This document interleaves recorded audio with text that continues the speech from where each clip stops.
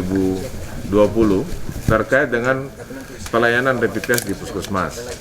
Di dalam peraturan tersebut, kepala daerah mengatur pelayanan rapid test itu hanya diperbolehkan di puskesmas. Yang menjadi masalah kan ketika unit layanan kesehatan lain yang tidak tercantum di dalam peraturan bupati tersebut itu menyediakan layanan. Kan begitu. Sudah tidak disuratkan di dalam kebijakan daerah, tetapi mau melakukan. Jadi pertanyaannya siapa yang salah? Tidak diizinkan kok tetap menyediakan.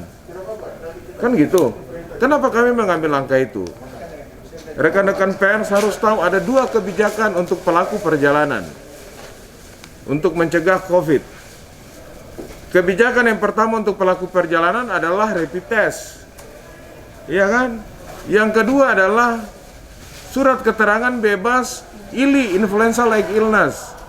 Tetapi dari kebijakan ini, dari regulasi ini, sampai hari ini tidak berjalan normal di seluruh Indonesia. Karena apa?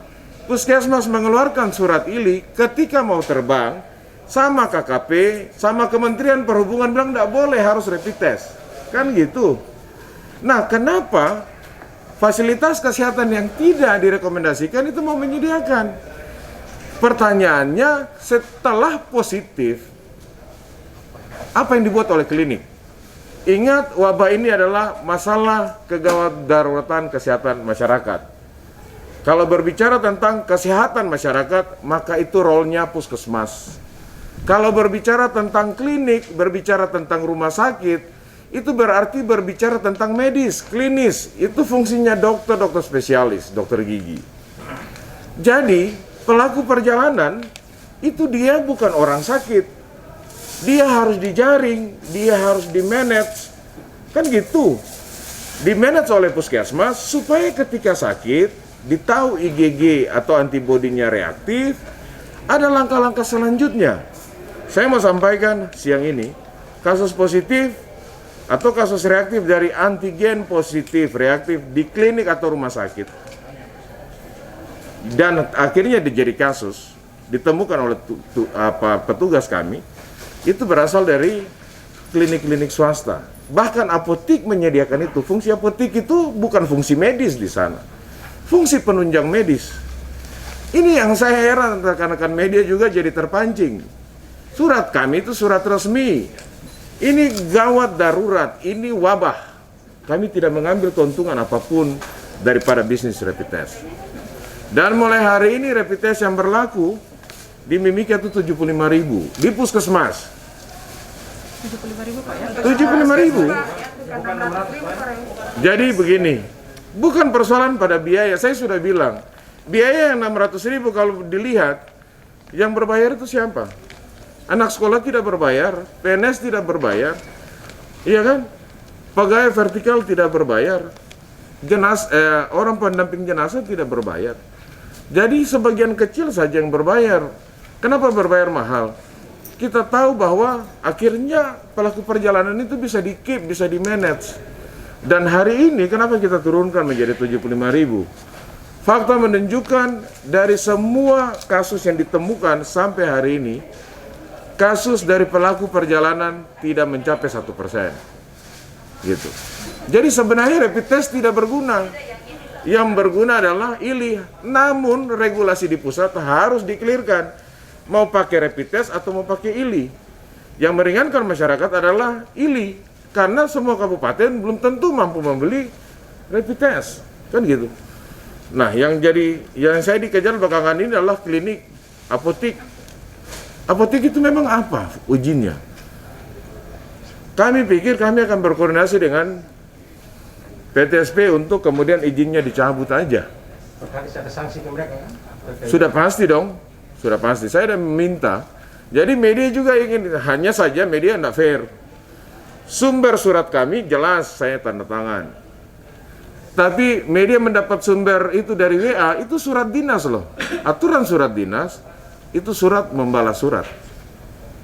Bukan surat dilempar ke WA, akhirnya jadi berita yang biasa-biasa.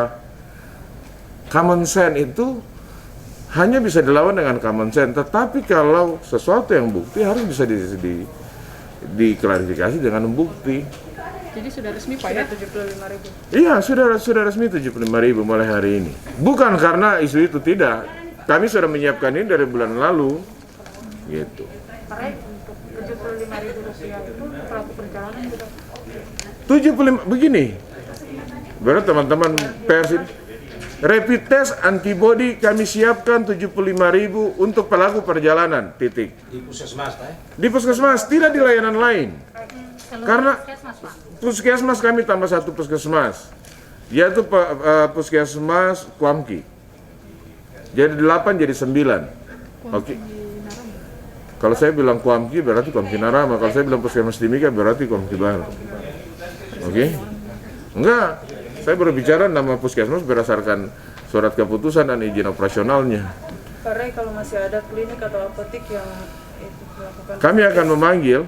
Ini sementara lagi jadwalkan untuk memanggil.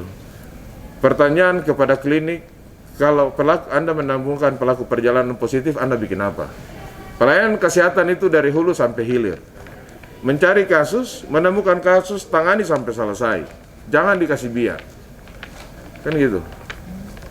Itu namanya continuum of care. Pelayanan berkelanjutan. Bukan dapat kasus, ambil duitnya, Pak nanti isolasi mandiri ya 14 hari. Terus kalau dia positif lagi dia mau dibikin apa? Bukan, ini lagi wabah loh. Kok orang berani-beraninya berbisnis? Orang kesehatan itu wabah begini, dia harus berpikir jernih. Ini wabah statusnya kegawat daruratan kesehatan masyarakat. Kalau sakit orang per orang itu tugasnya klinik, itu fungsinya UKT. Ketemunya dengan dokter spesialis. Tapi pelaku perjalanan mereka tes itu adalah bagian dari putus rantai penularan. Gitu. Yang gilanya tuh apotek menyediakan itu. Saya pikir masyarakat harus pintar kok. Apotek tes kalau positif, apotek kasih apa? Kasih obat untuk sembuhkan? Kan tidak. Kalau puskesmas dia langsung melakukan step berikutnya, di tracing, di swab, kemudian hasil keluar, oh ini negatif, jelas. Dan semua tahapan itu tidak dibayar. Oke? Dan sekarang kami menyiapkan untuk mempercepat kontak-kontak erat supaya bisa tahu statusnya, tidak menunggu terlalu lama, yaitu dengan antibody rapid test antigen. Rapid test antigen dengan tingkat spesifisitas 98%. Kami dibantu sama PT Freeport Indonesia 500, kemudian pengadaan oleh Dinas Kesehatan sendiri 500, jadi 1.000 itu untuk mempercepat karena kasus ini tinggi. Ada keterlambatan mulai dari swab, kemudian hasil dengan kasus yang tinggi, sampai bagaimana kontak-kontak erat berikutnya harus swab. Nah, untuk mempercepat itu kami mensiasati dengan menggunakan rapid test antigen, kontak tracing dilakukan, orang kemudian hasil kontaknya di swab, kalau yang positif langsung diusul untuk diusul untuk PCR karena dia bisa mendeteksi kasus dan bukan kasus sampai 98%. Kemudian yang negatif kami minta untuk karantina sehat, nanti di swab kembali pada hari ke-14.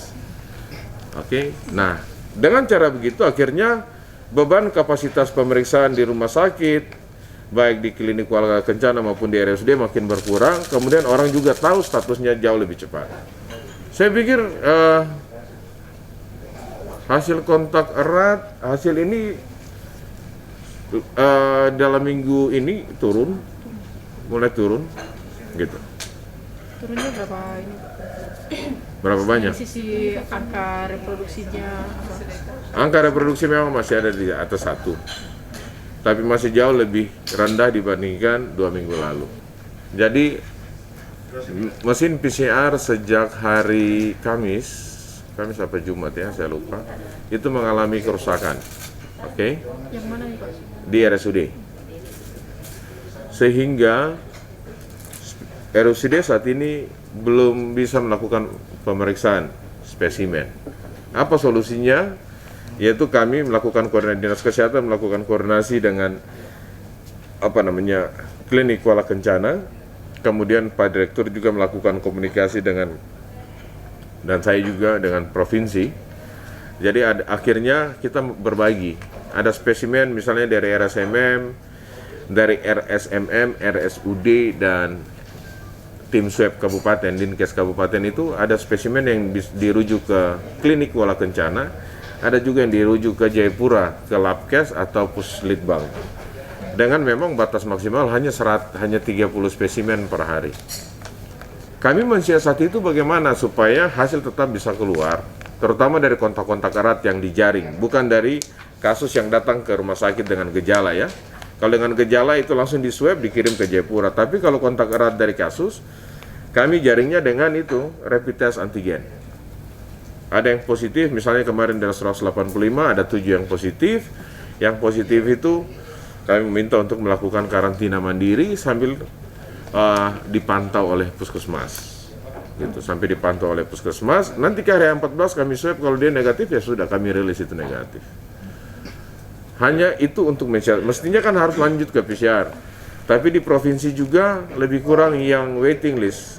Itu ada 3.000 spesimen dan mereka juga mampu hanya 30 spesimen per hari. Padahal di sini kita runningnya sudah lebih dari 400 spesimen per hari dari 2 modalitas pemeriksaan, klinik Kuala Kencana maupun RSUD. Tapi sekarang ada keterlambatan hasil Pak ya? Iya, ada hasil gini. Sebenarnya hasil setiap hari keluar. Namun kalau dari RSUD, RSMM maupun dari tim Dinkes hasilnya harus menunggu. Kuala Kencana setiap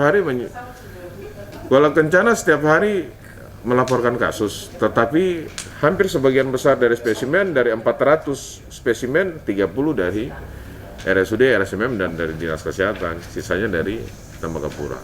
Kalau kasus Upaya perbaikan mesin PCR-nya itu Pak, sudah sementara lakukan, kira-kira kapan katanya tuh? mudah-mudahan bisa lebih cepat karena alatnya harus inden dipesan dari luar negeri.